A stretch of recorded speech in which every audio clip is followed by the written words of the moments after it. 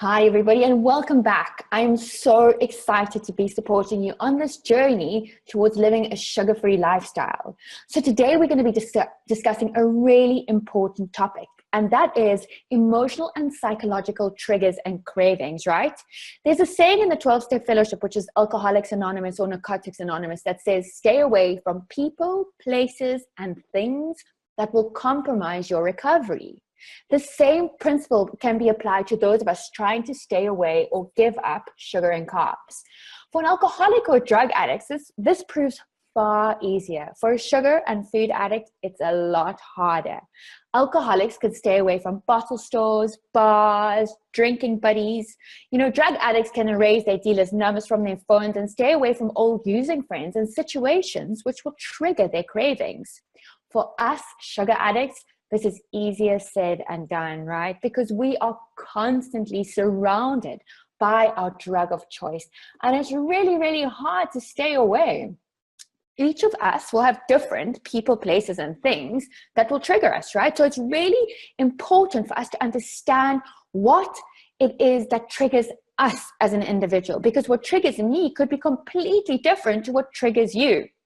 So your exercise today is to identify exactly what those mean to you and to put in place some coping mechanisms to deal with them. Because it's one thing just identifying what it is that triggers you and creates these cravings. It's another thing putting in the action and really changing the way that you behave in order to lay a really firm sugar-free foundation. So in your journal, you need to identify the different triggers that cause you to crave. So we'll start with people.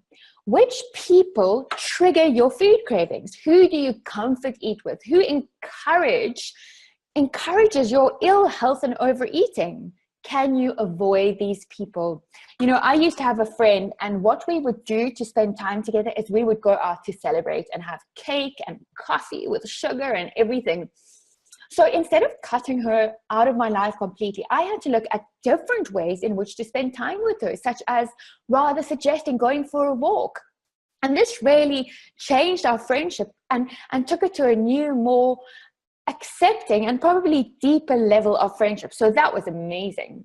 Places. Which places triggers me into wanting to buy sweets, sugar, and carbs? Like, this is not difficult. The obvious ones obviously are the gas stations, the supermarket queues, and the tuck shops. But find those places in your home that you are excusing as normal. My kids still need sweets. My husband still has a stash. No, they don't. Where do you hide your secret stash? Next to your drawer, that emergency stash. Get rid of that if you haven't already done that. And can you avoid these places? And if so, what can you do instead? So have you really removed all the junk and sugar-free products from your house? And also, are there sugar-free products that are sweetened that could trigger your cravings? Really delve deep into this and remove any of these substances from these places. Things. Now, this is a little bit more challenging, right? Which things or situations trigger your cravings for sweetness? Situations are easy to identify. Social gatherings, birthday parties, events, waiting in the checkout aisle, and more. Which situations trigger you, and what can you do to protect yourself in these situations? So, for instance, you need to go to a restaurant to celebrate with some friends. Maybe what you should do is check out the menu online before, already make the decision what you're going to have before you even go, decide how much you're going to eat, and stick to that. It's really, really simple.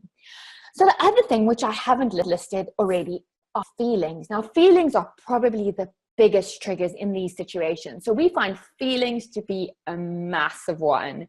And often it's not only the negative feelings that we experience that lead to cravings, but often more difficult to handle are the positive ones, right? Identify your trigger feelings and see what else you can do to soothe them instead of eating. So for instance, I get a raise and I'm so excited. And what do I want to do? I want to go and take my kids and my family to an ice cream shop to celebrate. Oh, Sounds like a good idea, but it's not. So what else could I do instead of going and eating on these feelings? How else could I celebrate something that doesn't always involve food? It can still involve food, but it doesn't have to involve these unhealthy foods that we're so used to associating with celebration. If you're feeling sad, unhappy, depressed, I used to comfort myself on the couch with a bowl of pasta. You know, what can I do instead? And this is where I had to really dig deep and start reaching out and asking for help. Now, this didn't come easy to me at first, but I really had to. And you guys are lucky because you have the Facebook group and you can just go there and ask for help whenever you need to. And I really encourage you to do that. You know, many a feeling when bust goes away. So many times when we acknowledge this feeling and say it out loud, it loses its power over us. I really want you guys to try this one out. It does work. Now, the other thing that I really want to talk about is trigger foods. Trigger foods. What are your trigger foods? You may wonder why we didn't identify trigger foods right from the get-go in the first week. And I wanted to have some time away from your trigger foods in order to really be able to identify them and what they mean. So you need to make a list of your trigger foods and practice complete abstinence from them. It's not about deprivation, it's about choice. So I'll tell you an interesting story about my own life. And many of you may have heard this before. So when I was 4, we went through a bit of a traumatic time in our family. A family member died. And, you know, as it happens when people die, people around me just shut down. So I didn't quite understand what was going on. And the only person who kind of stayed sane and stable during that time was my dad. And my dad would go to work and come home with a Coca-Cola and a flake. A flake is a South African chocolate.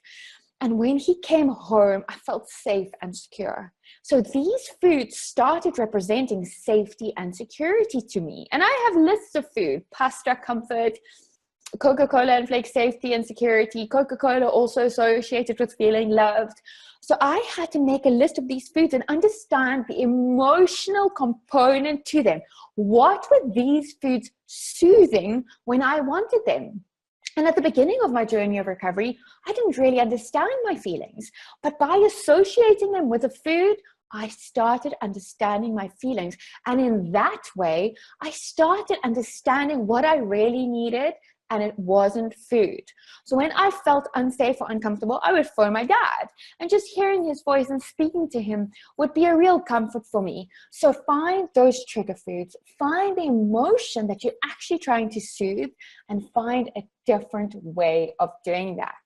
So you will have these questions to answer. Do it in your journal or wherever it feels comfortable. And don't forget to give us feedback on the Facebook group. I'm really excited for you to do this exercise and establish a whole new relationship with yourself and with the food that you eat.